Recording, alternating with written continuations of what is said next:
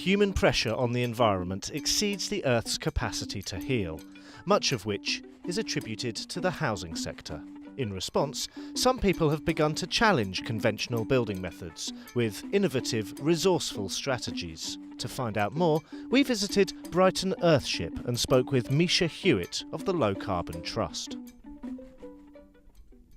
The inspiration behind the Earthship was that a number of people in Brighton and Hove just really were inspired by just the idea of Earthships and just everything they represent, the sort of freedom, the low carbon living.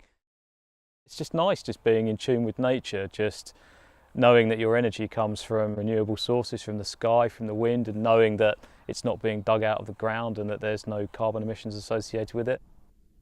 The Earthship shows a number of different things that can be done in a home to make it live with a lighter footprint on the planet. The importance of eco-building now is probably as important as it has been ever.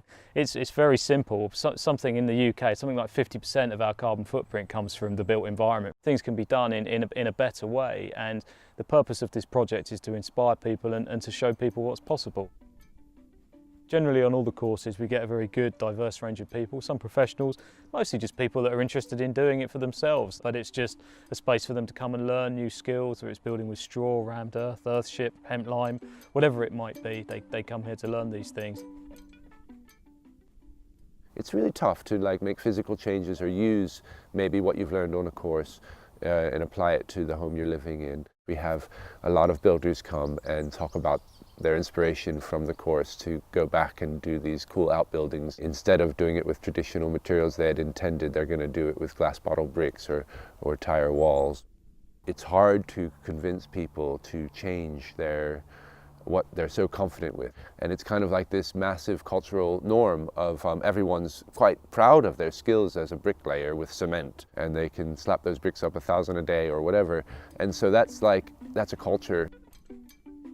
Every animal in the world builds their own houses, of a sort, and humans, I think, also have that calling or natural capacity to build your own shelter.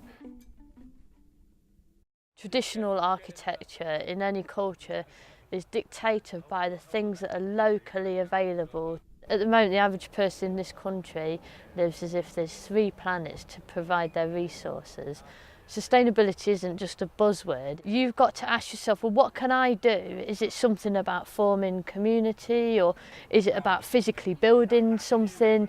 So if you can find your thing that makes you feel alive and that's good for the planet, whatever small way it is, if everyone did that, then we'd all be all right. And that's actually quite easy and it's not overwhelming. Some Brightonians have taken an active interest in reducing their ecological footprint through the design and construction of their own homes.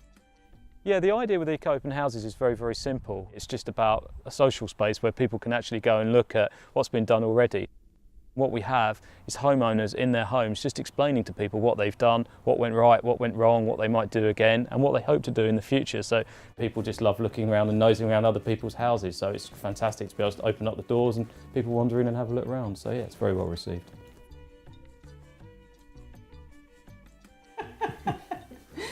We helped as volunteers with eco-open houses, and we kind of just thought that was what we wanted to do with our house. And so we decided to do a retrofit. The house costs just over a quarter of what it cost before to heat, and yet we've increased its size by about a third. So it's a bigger house, but costing dramatically less to run. Pioneers from the University of Brighton constructed the Waste House entirely from reused materials.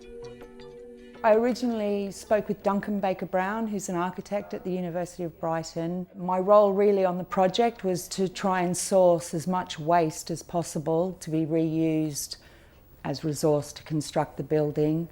And so letting people come in and see the house and ask lots of questions means that they get a greater understanding of what they can do themselves. It is really important that we all feel empowered and we don't feel depressed or overwhelmed. So yeah, eco-open houses just kind of celebrates the positive, real things that we can all do, that make a difference. So yeah, it's a really valuable thing. The launch of a brand new, fully sustainable eco-house illustrates people's willingness to take matters into their own hands.